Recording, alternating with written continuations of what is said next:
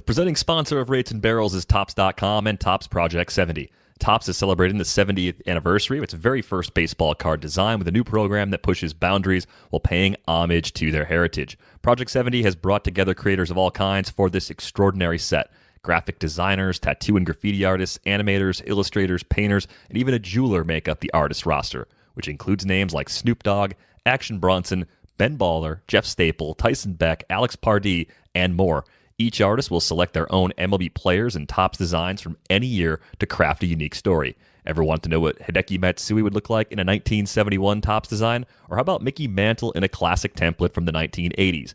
Now you can. 3 new cards launch daily all year long on Topps.com and are only available for 70 hours before they're gone for good. While you're there, be on the lookout for special cards. Head to Topps.com to learn more about Project 70 and to check out which cards are live right now.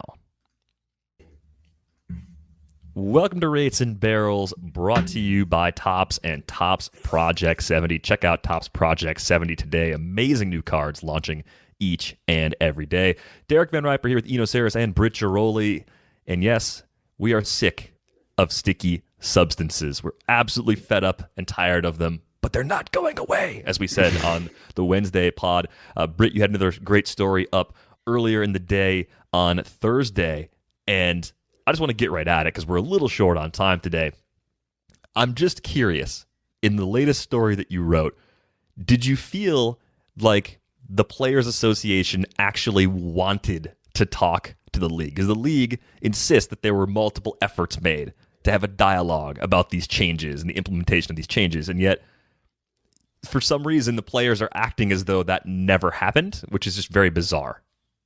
Yeah, I feel like, and Eno can back me up on this as well. You call the union, they tell you one thing. You call MLB, they tell you another. The truth probably lies somewhere in the middle. But based on what we're hearing, it does seem clear that, listen, the union represents hitters and pitchers. And if there's anything we know over this huge stretch of sticky stuff, it's that hitters are upset. Some pitchers are upset too. So I think it's tough for the union to sit there and say, we need to protect our pitchers when half of the union is made up of guys who are like, hey, wait a second, these guys need to get punished. So it's this weird spot to be in. And I almost feel like the union maybe defaulted and was like, well, we're just going to sit here and wait and see how this unfolds. And MLB was like, well, I thought you were going to give us some suggestions. I thought you were going to fight us on this a little bit more. So it was kind of like round and round we go, right? And if your head doesn't hurt already from this stuff, then you're probably not consuming enough sticky stuff stories, because my head, guys, absolutely pounding. I can see so many points, counterpoints. I think that's the problem. There's no actual really good solution to this. And therein lies the huge problem. Yeah, they can't even agree on the same set of facts. And I guess I have some sympathy. Every time we try to write, Britt and I have written together on this. We've written separately. Every time we try to write on this, and I don't need to speak for her, but I feel like this is true. You feel like, how much can I mash into the story? Because it's so big that like every little thread you pull on, you're like, but then this, and then this, and then this, and then this. And it's just like, you kind of want to try and focus on something, but it's not one of those things that's easy to focus on. I mean, one of the things that stuck out to me from your story was, just the fact that they can't agree, if sunscreen and rosin has a performance benefit. The league says, yes, it's worth 200 RPM. There's a Travis Sawchik article that says it's worth exactly the same as rosin by itself. Exactly. And it seems like the hitters are okay with it, but as the league said, you give them a little bit, and how many days before clubs have their own special sunscreen that looks like sunscreen, acts like sunscreen, and is definitely not sunscreen. So, or maybe even it has SPF factors, but it happens to basically be spider tack that you put on your arm. Exactly. It's like, so you can't, I understand why the league feels like they have to go cold turkey, because you give any of these clubs an opening and what's going to happen? They're going to expose it. This is the replay video room all over again, right? I mean, this is how these things started. Somebody from the league said to me, we got here by looking the other way on pine tar and on rosin and sunscreen. That's how we got to spider tech. That's how we got to enhanced homemade substances, by looking the other way at things that we thought weren't that big of a deal. So I kind of understand why the league's like, you know what? Nothing's allowed. This is why we can't have nice things. Blame the rest of the league, but you can't blame us. Yeah, and I think that another thing that makes it difficult is it is a rule on the rule books. It's been on the rule books forever. So, and I don't know how much of a leg the union has to stand on, because it's like, this has been a rule. All that's changing is they're enforcing it. It's like, it's not like they sprung a rule on you. It's been a rule. So that, to a lot of people, in our mentions and our comments or just in general, that's it. It's a rule. These are cheaters. That's it. But I see a lot more gray area. And, the other gray area is injury. So, Glass now comes out and says, this is why I got injured. And I felt horrid listening to those. Just felt awful. I don't want to have anything to do with anybody getting injured. And so, the league says, no. The reason why people are getting injured is because they're throwing so hard. They're throwing close to their max, and they're allowed to do so because they have the spider tag. And so there's actually some truth to that. I just read a piece by Mike Sun. Mike Sun was in your piece, Britt, a little bit, and he kind of expounded on that and posted today a longer post. And what he found was, in the lab, people threw harder with the spider tack on. Their velocity went up. Yeah. So if that's true, then the league is a little bit right that, throwing harder, throwing harder and throwing closer to your maximum is more injurious. That's something that somebody has already shown. It's more stressful to your arm. Glenn Fleisig showed this at ASMI. That's like a given, right? So if you're throwing harder with the spider tack, that is, okay, the league is right. However, Mike Son also found that if you have to increase your grip strength because you do not have sticky substance anymore, you're going to increase your fatigue by 30%. That was in Britt's article. I hope I didn't give away too much. There's a lot more in that. You did a really good job of kind of laying out why this is so difficult. These are only a couple parts of it. But I think it's a good window in to be like, God, they can't agree if it's going to lead to more injuries. They're not even looking at the same things, right? Baseball is just going to look at injury rates and be like, injury rates have been up the last 2 years. It has nothing to do with spider tack, right? But what if injury rates were going to go down, but the added fatigue is keeping them up, for the people that are leaving? So they should really have gotten in a lab and done this work that Mike Sun did. But when they changed the ball, and the ball is part of this too, it's why you keep pulling on these little strings. You're just like, but the ball is part of this too. They didn't test drag when they did the ball. And when they changed this grip substance, they didn't have anybody go in a lab and throw with and without. Or at least not that we have any results, or not that they're giving us any, not that Manfred is having a press conference talking about.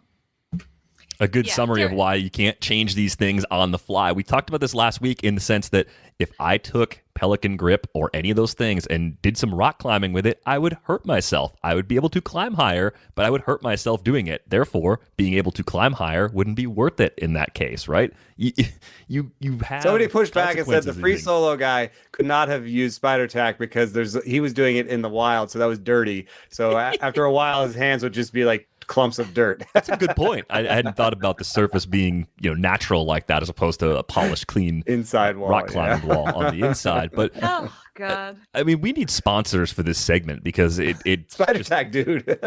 Yeah, well, there's got to be some enterprising young person making some other sticky substance that needs to get their brand out there. So maybe we could be that vessel. I mean, I think you're right. It's a gray area, and it's multi-variable. There's so many things that go into pitchers getting hurt, pitchers being good, pitchers being bad. You can take substances away, but anytime you change any one of those variables, the other variables are also sometimes impacted, and that makes it just so complicated to figure out. Like, we changed this, why did this happen? Well, it's because of these other things too that you didn't think about. That happens every single time baseball makes a change. Yeah, and guys, what bothers me, I guess there's a couple things that really bother me about this, but one is I've spoke to a lot of players, and as Eno knows, I was on the phone with people from MLB yesterday, and then I totally flipped, and I was like, listen, I'm on team MLB, I get it. And then I spoke to a lot of players, and I'm like, wait, no, I'm on team players. And I can see all these different sides here. And I think what bothers me is the insinuation that all of a sudden pitchers can just quickly adjust and take a little off or command better. And what bothers me about that, what guys have said, is there is so many reasons why that doesn't work. One, is say you're a pitcher, you've been in the league for 5 years, 10 years, whatever. You get paid to strike out guys. So now all of a sudden you're supposed to not strike out guys when that's literally all you've done. Forget grip. We're talking about becoming a totally different pitcher seemingly overnight. And now you look and you say, well, 30, 40 years ago, we had tons of finesse guys and, they didn't hit anybody. Well, go back and look at some of the strike zones that some of these guys got. I mentioned Maddox, but like Randy Johnson, just some of these. Oh, Glavine had the widest strike zone known to man. So I had a guy say to me, listen, if I could get that strike zone, I'll become a command guy. You're going to give me 6 inches off the plate. Nowadays, it's outside of that little K box on our screen. And we're like, oh, I'm sorry. Oh my God, I'm sorry. I couldn't hear you over the robot umpire. Exactly. So there's so many different factors at play here that you just can't say, you know what, Max Scherzer, Garrett Cole, change it up. And it's just not, they are going to make adjustments. They are still going to be very good, but you can't just tell these guys overnight, hey, all of a sudden you've got nothing to grip with, then we want you to become a command pitcher. Like, teams are built on power. Teams are built on heavy strikeout guys. Now you've got teams that are like, oh shit, I got to get ready because the ball's going to be put in play all the time off a guy like Verlander or Scherzer or whatever. Now I got to be on my toes. Now the fact that like Yankee Stadium, we're built to hit these home runs. That team is built to hit home runs. Do you think all of a sudden they're going to wake up and say, you know what, we're not hitting home runs. I think we should just start hitting singles, boys. No. Whit Merrifield has led the league in hits for how many years and nobody cares. Michael Brantley leads in batting average, and does anybody care? No. What you care about is Vladdy Jr. hitting bombs. Acuna, That's what Tatis, bombs, Yes. Ohtani. So everyone's to blame for this. Like, fans who are buying jerseys that aren't Whit Merrifield, you are also to blame for this. Like, it's such a big, convoluted problem. It's just, once you think you have it down and you have a stance, you kind of have tunnel vision because there's so many other counterpoints. It'll drive you insane. One thing that is weird to me is the in-season thing. I just feel like, if you're a pitcher, especially starting pitchers, you do all this work in the offseason, right? You do all the work in the offseason. And then the regular season is just tweaks and little things. And maybe I'll throw this pitch more and this pitch less. It's very rare that someone, comes in a start in the middle of the year and is like, now I'm throwing this whole new pitch, right? That's a spring training thing. So, it is a little bit weird to kind of, like, to some extent goose the timeline. I mean, they told him about it in 2020. Yes, I'm gonna be fair to baseball. They told him about it. They told managers in 2020. They had a memo in the spring this year, but that's a little different. Those things are a little bit different than on June 21. We are going to start doing this. You know what I mean?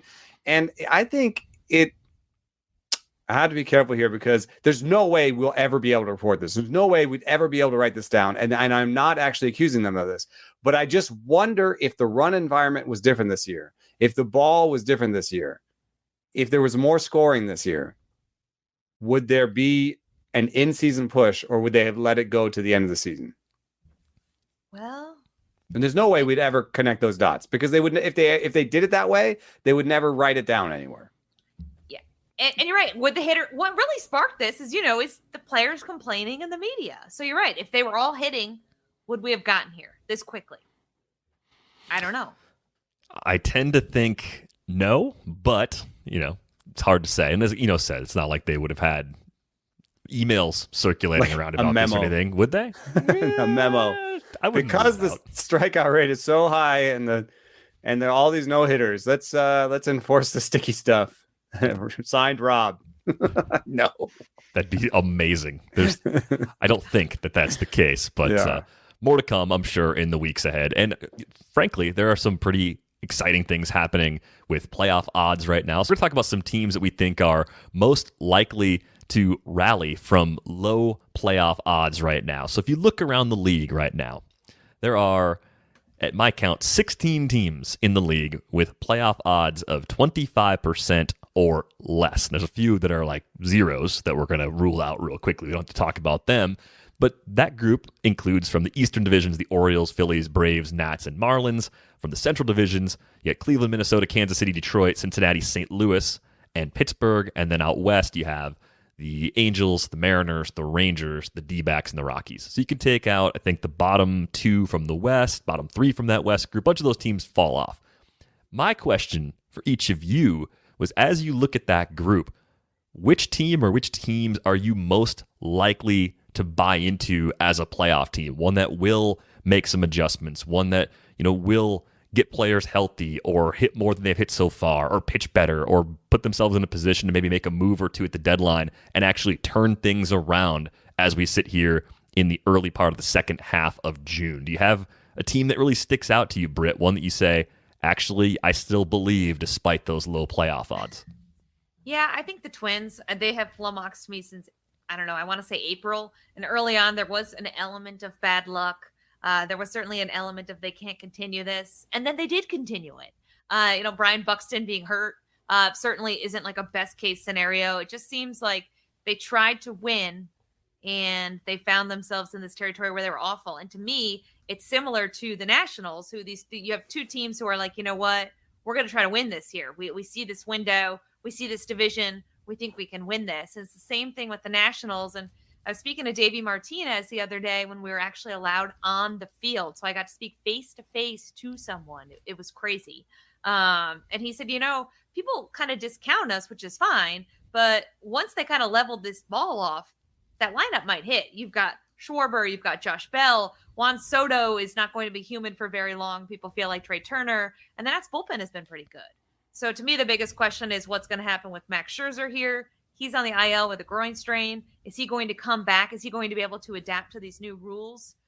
Because other than that, I feel like you look at the NL East, and it's a very winnable division. The Nats won a few games, all of a sudden they're in third place. I know the Mets have been good, but let's all agree on this show that Jacob deGrom's injuries are troubling. It was his lat. It was his forearm. Now it's his shoulder.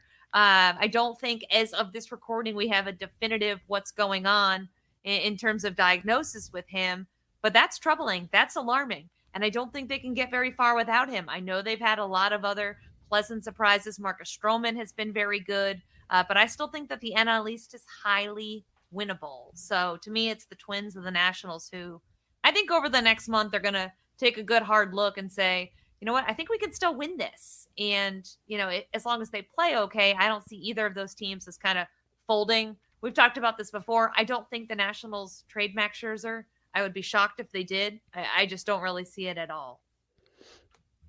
Yeah, I think those are good points. I just wonder if the Twins have just gotten too deep into the hole at 27 and 41. But you could see them going 41 and 27 pretty easy, being 500, and then, maybe either getting hot or getting not and getting, into a wild card spot at the end there. Just that's plausible. It is the kind of team that if they got the pitching, I think everything would fall into place for them. One team that sticks out for me, and this is just I'm cheating, but the Indians are already 37 and 28, right? So they've banked a bunch of wins, and projections don't like them, which is why their playoff odds are bad. But one thing I noticed when I look at their projections is that they are expected to regress in the pitching category. And there's just one thing I believe with Cleveland, and I know Bieber's on the IL, and Tristan McKenzie looks like he's having a lost year. I just believe that they can find guys. Sam Hentges is a guy that doesn't have a great fastball. Sounds familiar. He has great, breaking ball command. That's an Indians guy. I just think that they'll find a way to muddle through this. They'll get their guys back, and they won't actually give up that many runs. So I like the Indians there to kind of, I guess, hold on. That's why it's cheating. And then the other thing I noticed is that the Braves are projected to improve their pitching. That's just projections. I think on top of that, there's some news that Mike Soroka might come back this year. And that could be a bit of a game changer at the end of the season. I don't have any hope that Marcell Ozuna comes back. Because there's the two-prong thing where he could come back from injury and then go on suspension for his domestic violence situation. So between the two of those, I think they're going to be missing a bat. But on top of that, we've talked about they could be good trade options with people because they have two premier center fielders.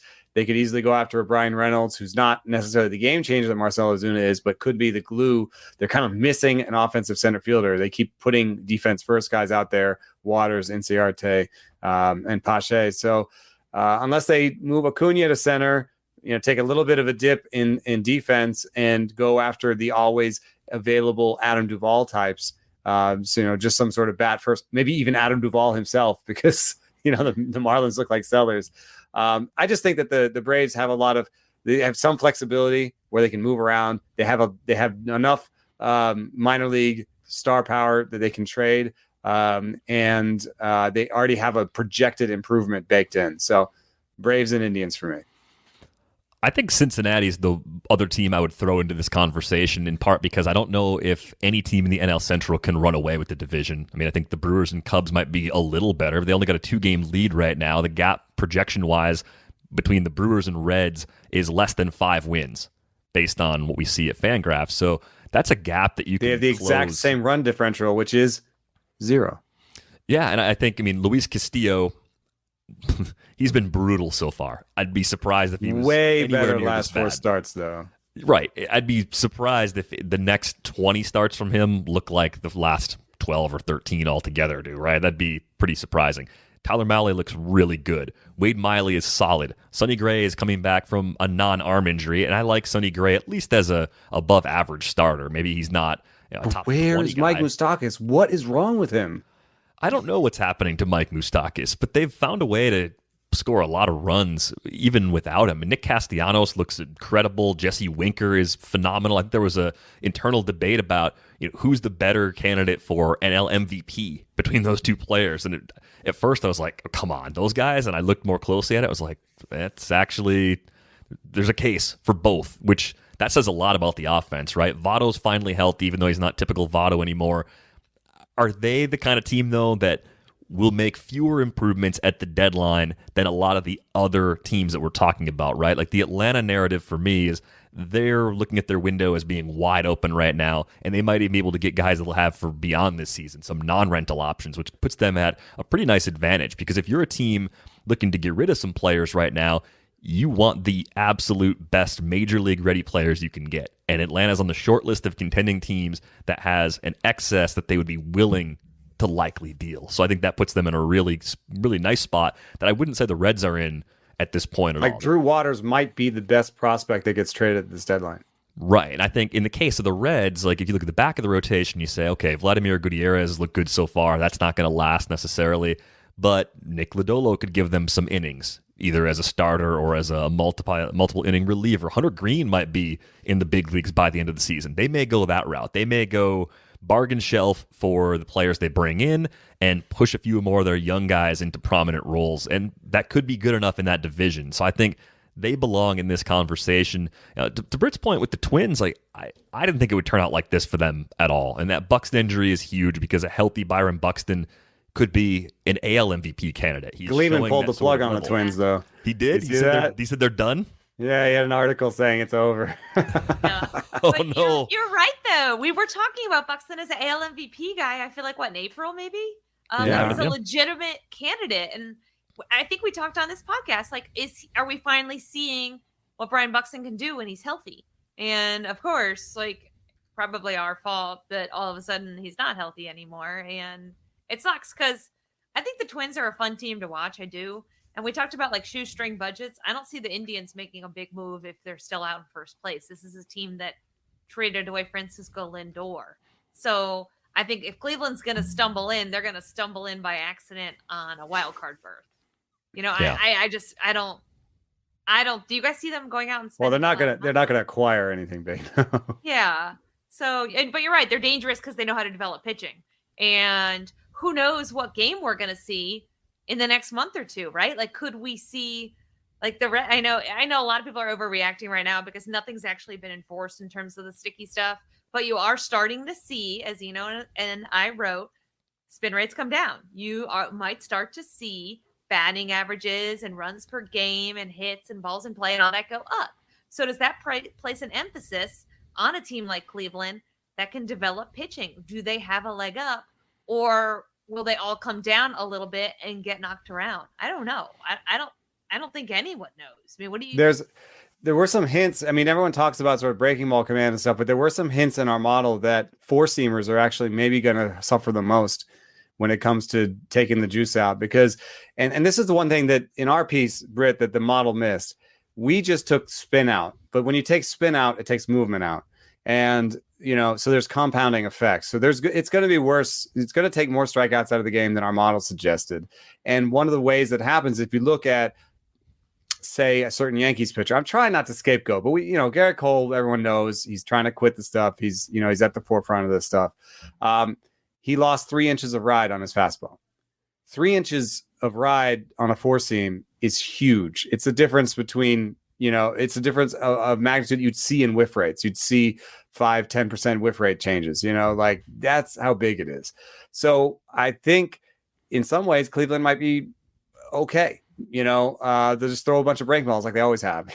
Like I don't think of anybody on that team as having an amazing four seam, except for maybe Bieber has a pretty good one. Could affect him, but I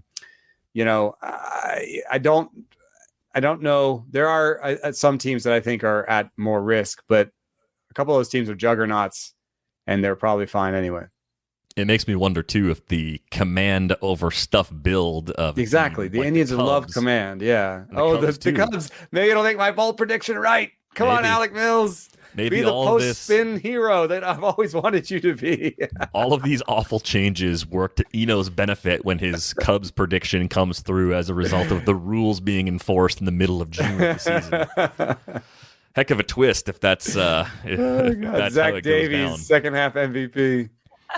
All right, so I think we're on a few of the same teams. I think the only one that I'm probably on the Aaron Gleeman side with the Twins probably being dead only because they have just fallen into such a huge deficit. I think I liked that roster as a playoff caliber team for sure going into the season. And if a 1% probability team could get in or less, they're the most likely of that bunch. But what is that even saying at this point? Are they at 1%, the Twins? I think they're at 1%. Yeah, 1% right now. I mean, the Royals, Tigers, Mariners, Rangers, Marlins, Pirates, Diamondbacks, Rockies. Yeah, they're better than those teams, of course. Yeah. In the less than 5% brigade. Yes. Yeah, right. Exactly. Wait. I'm going to look now at the playoff odds because I had the projected standings up because it's going to tell me how much of a cheater I am. Cleveland, 24%. Yeah, you were at the top of the line. Braves, 12%. So who are the best that we didn't mention? Phillies, 16%. Mm-hmm. You had Reds at 25%. Yeah, I cheated too. Oh man, there's a lot of stratification, dude. The separation between who's in and who's not has begun. It's almost over. Yeah, the Angels are at 10% right now. Yeah, the Angels at 10%, and then all those other guys you were mentioning are almost at 0. Yeah. And that it's just weird that the Twins are in that group and not in like the Angels group where it's like, okay, like it could happen, but they're which ironically, of course, is the line from Angels in the outfield, but the Twins are not in that group. Cardinals at 13%. Jack Flaherty comes back. Carlson and O'Neill look like legitimate, parts of an outfield. I have said it before. I'm going to say it one more time. It's the last time I'm ever going to say this. Never, ever, ever count out the Cardinals. Never. Devil magic. Like, we'll be here long after the rest of us are gone. The Cardinals will still be winning games and putting gold trim on their uniforms and rubbing it in everyone's face because that's what they do. An NL Central fan. Oh my gosh. All right. So let's pay a few bills. It's important to keep things moving along. Think about all the quarantine purchases that you made, whether it was new books, board games, something to keep you busy over the time you were in quarantine. Maybe it was just a lot of food, late night pizzas and burritos and tacos, all that good stuff. You bought all that, but you paid even more for your insurance. That was probably your biggest purchase of the year. Americans overspend on car and home insurance by billions every year, and that's money that could have been spent on more retail therapy. That's where the Zebra can help you. The Zebra is the nation's leading insurance comparison site for car and home insurance. In minutes, you can compare policies from every major provider for free, all on one independent marketplace. After a few quick questions, the Zebra pairs people with the right insurance company for them, helping everyone save time and money. Buy online or over the phone with one of their licensed insurance agents. Make insurance your smartest purchase yet. Visit thezebra.com/rates to get your free quote today. That's thezebra.com/rates. Well, look, no one's perfect. Even the best baseball players strike out with the bases loaded. The best golfers sometimes three-putt with the tournament on the line. So if you feel like you come up short in the bedroom sometimes, it's perfectly okay. And if it's bothering you, there are options. Go to GetRoman.com/rates now. With Roman, you can get a free online evaluation and ongoing care for ED, all from the comfort and privacy of your home. A U.S. licensed healthcare professional will work with you to find the best treatment plan. If medication is appropriate, it ships to you free with 2-day shipping. The whole process is straightforward and discreet, and getting started is simple. Just go to GetRoman.com/rates and complete an online visit. Take care of your ED without leaving home. Complete an online visit today to connect with a doctor and take care of it. Go to GetRoman.com/rates now to get $15 off your first month. Look, there's a straightforward way to take care of your ED. GetRoman.com/rates. Get started now to save $15 on your first month of treatment. All right, let's get to our next topic, which I think is also pretty fun. Awards odds. And we'll focus on the AL on this episode. We'll get to the NL for next week. The AL MVP odds from BetMGM have basically turned into a two-player race. It is now Vlad Jr. versus Shohei Ohtani. Based on the odds, there's no one else who's going to win the AL MVP. Because of injuries to guys like Trout and Buxton and some of the other candidates that we had earlier this year, do you agree? Do you think we're actually at a point where it is truly down to those two? Obviously, those are the right two players based on what we've seen so far. And if you look at Vlad Jr.'s rest of season projection, ridiculous. Like one of the best rest of season projections I think I've ever seen for someone not named Mike Trout. But if I said you can have one of those two, or you can have the entire field in the AL, would you want your choice of one of Vlad and Ohtani, or would you want the field? Vlad and Ohtani. Listen, we've been talking about how offense might pick up here. So can you just imagine what Vlad and Ohtani are going to do? The only trouble with deciding right now between those two is Ohtani can obviously pitch as well. So how much does that factor in? I just think it's not like the straight apples to apples comparison. And I'm not one of those people who thinks like pitchers can't be MVPs. Like, no, they can and they should. If they are truly the most valuable player in that league. It's just tough because how do you compare what Vlad's doing to what Ohtani's doing when they're totally different players? What do you think?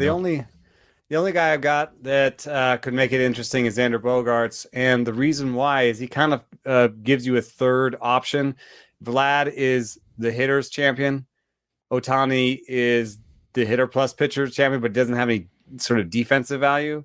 And then Bogaerts, if you just look at WAR, Bogaerts is Ohtani's equal right now. That's Fangraphs WAR. I'm not saying that's the end of discussion, but that does say that Bogaerts to me is at least in the discussion, and he brings plus shortstop defense along with the bat. So I think if you made it a trika, I'd say one of those three, because the story is always important too, right? And if Boston makes the postseason when nobody thought they would, Bogaerts could be the champion of that story. So he could be the people's champ. Well, it's weird because I'd say the all around, because defense plus offense, but he doesn't pitch. So Ohtani could really bring the sort of all around championship to it. Yeah, that's a good point. Bogaerts to me is just so underrated, even though it seems impossible in Boston to be underrated. He is. He doesn't really command the headlines. Like, did you guys know he's about to be at some point next season, if he stays healthy, he'll be the guy who's played the most games ever in Red Sox history at shortstop. Which like nobody ever talks about. Nobody ever talks about when he came up. The whole debate was, when are we going to move this guy off of third? Shortstop? And he's still a plus shortstop defender. He's just such a steady guy, and I know he's been a big presence for some of the younger Latin players. He speaks like a million languages because he's from Curacao, similar to Jonathan Scope. All those guys just really get to be chameleons. They speak so many languages. They're so accessible. They're so down to earth. I'm glad you mentioned Xander Bogaerts, because even in Boston, I feel like even playing for the Red Sox, nobody talks about him enough on the national scale. So, he probably won't lead the league in homers or maybe probably not batting average, but he's right there, and he's probably not the best defender, but you put all those things together, he's right there. Yeah, so with Bogaerts, it's funny that you guys kind of honed in on him because I just talked about him for the Friday Athletic Baseball show with Keith Law, and the notes I had put together said literally, Xander Bogaerts might be the most overlooked big market player in baseball.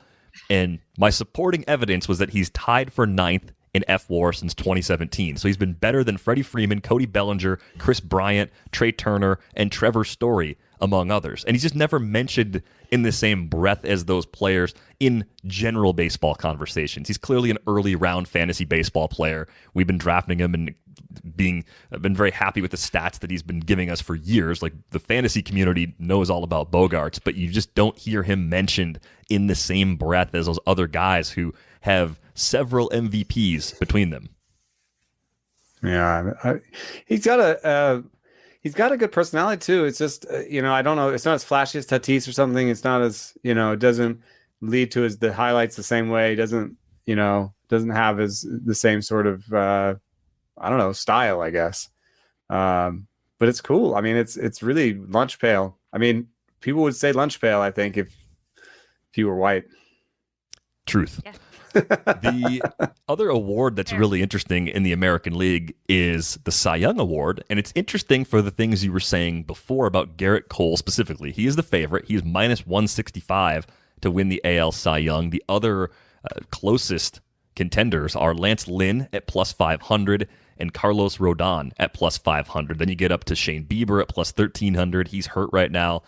Tyler Glasnow at plus 2,200. Not going to happen because of his injury. Do not go bet on Tyler Glasnow right now. And then it's a bunch of long shots. John Means plus 3,500. Ryu plus 4,000. Giolito plus 5,000.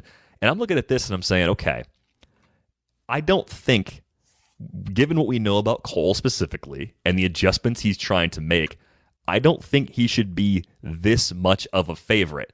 But the problem is I cannot easily identify which of those long shots I think could make up enough ground to actually win the award. I think it's possible, and I'm intrigued by it, but I'm just curious what your take is on this. Like, do you think there's a chance that Cole could slip just a little bit here, again, no pun intended, and actually open the door for someone else to win the AL Cy Young?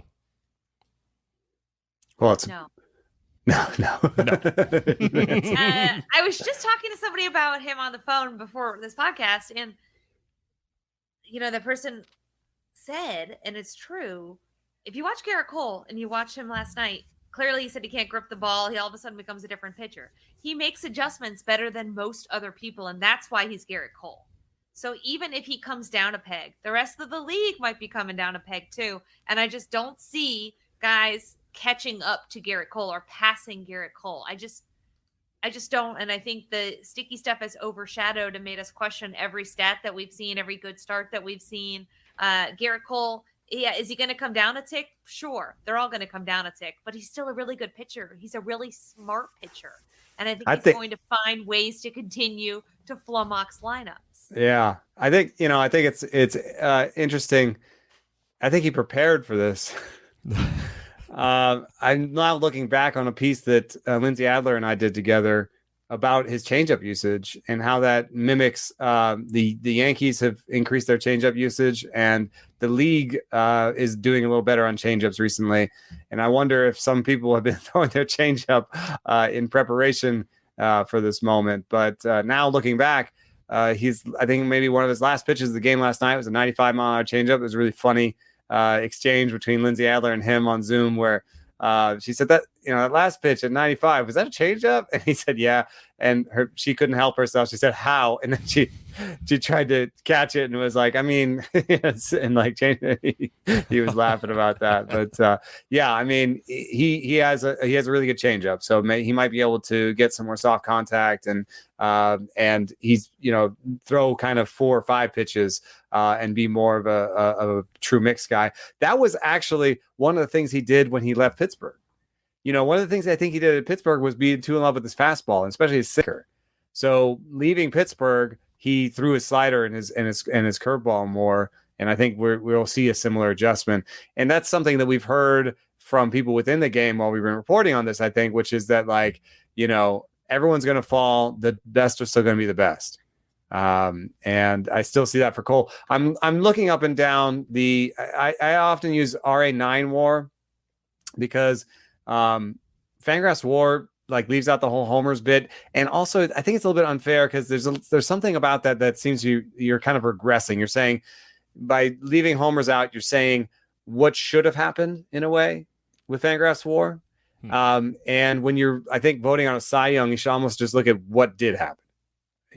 Only what did happen. So I look at RA9 War, and Cole's at the top, and Lynn is right there. So that's interesting to me. It's a good team. He's got some narrative behind him. And then Giolito, I go, that's Cole's 1, Lynn is 2. And then I skip over everybody until Giolito, which is all the way down at 18 right now. But he's really righted ship.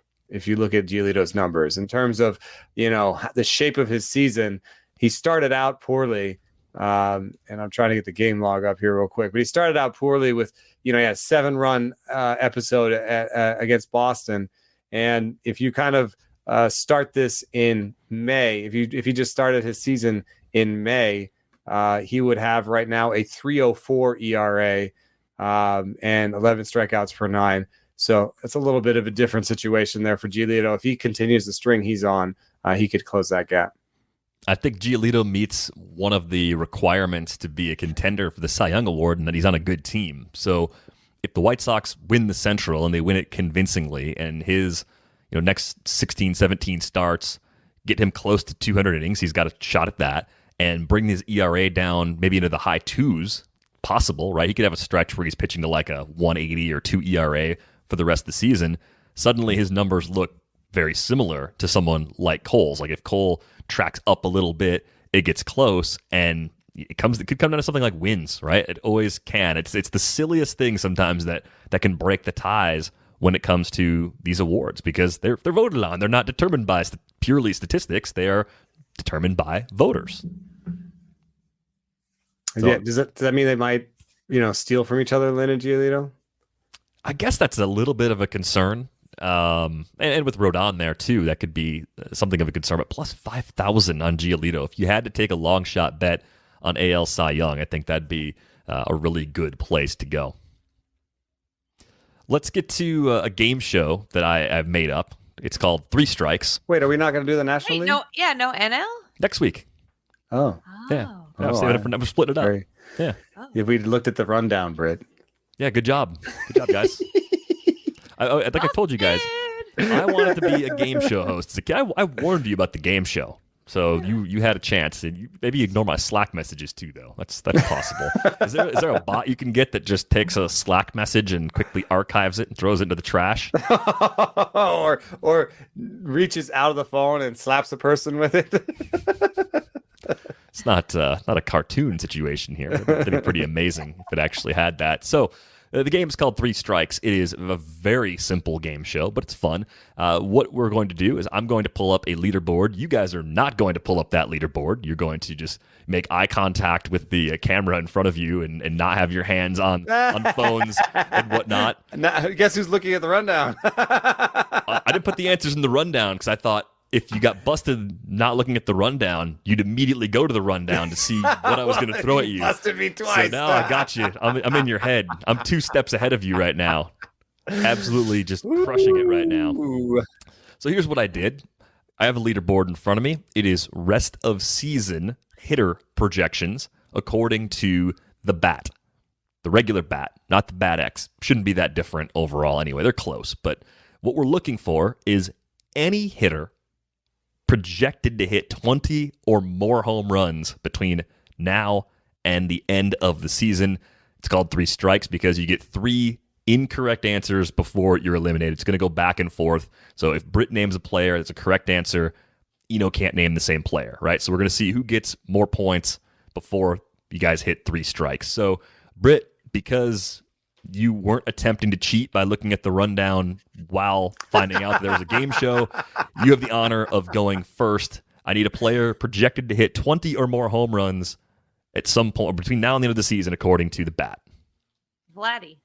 Yes, Junior. He's 25. He is tied for You thought it was 4th. senior. Judge. Yep, 24. 1-1. Britt. Tatis. Yep, 26. He is third. 2-1 Britt. Suarez. Suarez is correct. He's actually projected for the most. 28 for Eugenio Suarez. Back to Britt. Oh, shoot. Soto. Yes, Juan Soto is correct with 20 exactly. Just makes the cutoff. 3-2 Britt. Back to Eno. Acuna. Yep, Acuna second on the list at 27. How many are there total? Looks like there are about... There's a little more than 30 because I had to expand the leaderboard. Wow. Okay, we're in trouble because I was like, oh, there's only going to be like 10 and we got 6, so we're doing good. Well, 3-3, no strikes. Hey, that's a good start. All right, Britt.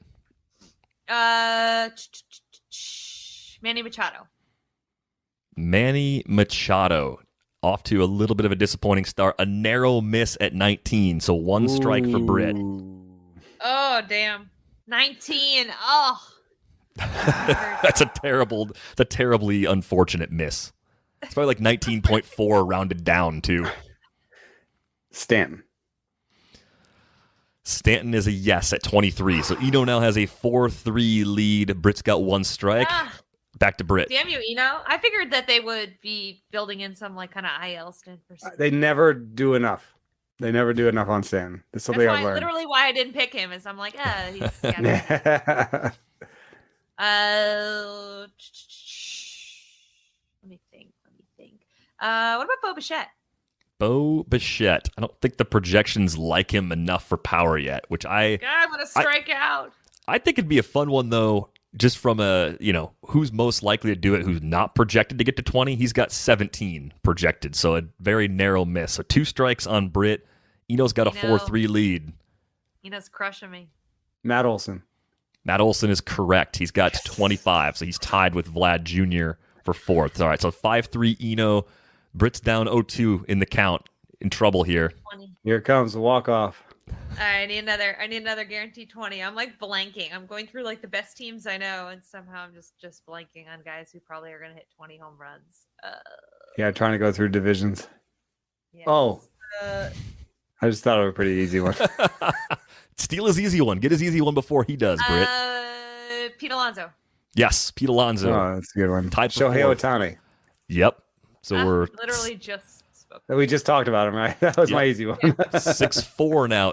2 strikes on Britt. Now I'm like talking myself out of potential. Look at Eno. He's like, I got another one. I got MLB Network scrolling on my TV, and they just scrolled the home run leaderboard, and it's jogging my memory. No, I don't think that's what's happening. He is looking up. Freddie Freeman. Freddie Freeman is correct. that was the one I just thought of. Crap. 23 projected, same as Ohtani. All right, I'm going to go to the injury well here. This is risky. Bryce Harper. Barely in at 21. So that makes it 7-5 Eno, I think, if my count is correct, and Britt still sitting with the 2 strikes. All right, I've got another like potential, maybe not.